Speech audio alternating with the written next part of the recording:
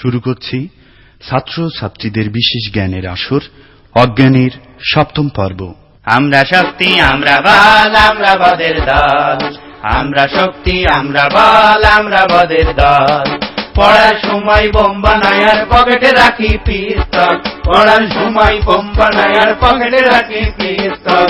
আমরা শক্তি আমরা বল আমরা বদের দল, আমরা শক্তি আমরা বল আমরা বদের দল। ওই ভালো আছিস? এই মোটামুটি বাজার দরকার। ও ফাদা আছিস? জি আয়। আচ্ছা আজ কোনো বিয়াদবি করবা না কেউ? হ্যাঁ না স্যার। প্রথমে নাম ডেকে নি। নেন। রোল নম্বর 1 উপস্থিত। 2 হ্যাঁ জনাব। 3 4 4 রোল ফাদা তোর না? জি। তা উত্তর দিচ্ছিস না কেন? কি উত্তর দেবো কি উত্তর দেবো? উত্তর দিবি না? কি উত্তর দেবো? আপনি দেখছেন আমি সামনে বসে আছি বেঞ্চিতে, আপনি এসে জিজ্ঞাসাও করলেন ফজা আইছিস, আমি বললাম হ্যাঁ আইস। আবার নতুন করে কি উত্তর দেবো? আপনি দেখছেন আমি আইছি, প্যান দিয়ে খুঁচা মেরে দিলেই তো হইয়া যায়। সারা জীবন এরামই থাকলো। এরাম থাকলো। রোল নম্বর 5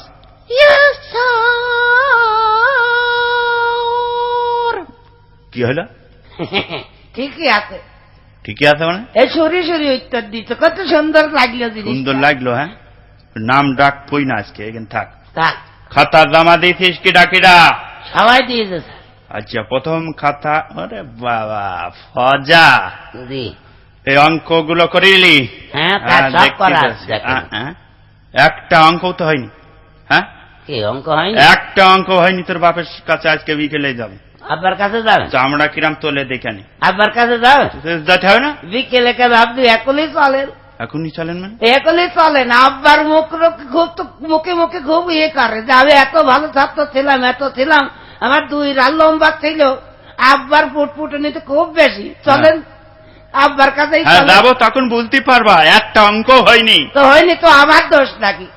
তা অঙ্ক কি আমি করেছি?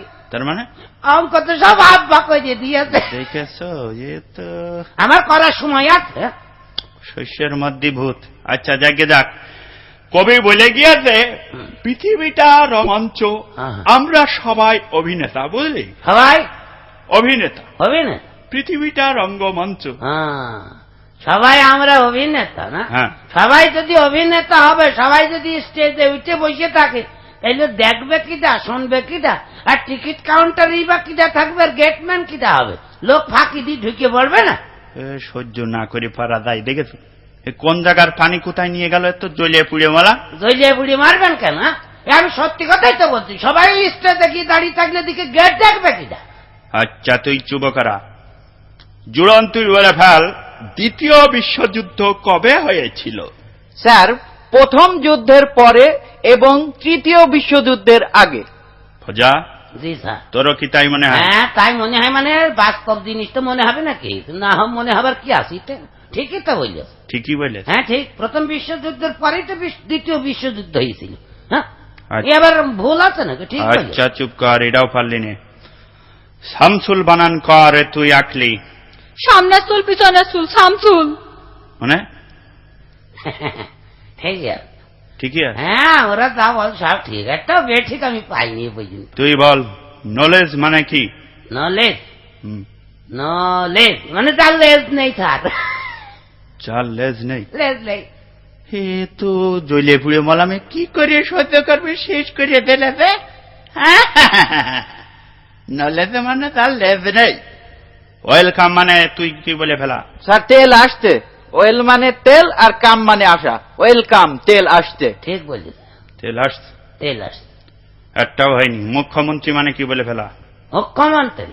হ্যাঁ মুখ্যমন্ত্রী মানে যে মন্ত্রী কিছু জানে না, অশিক্ষিত, সেই হচ্ছে মুখ্যমন্ত্রী। মানে?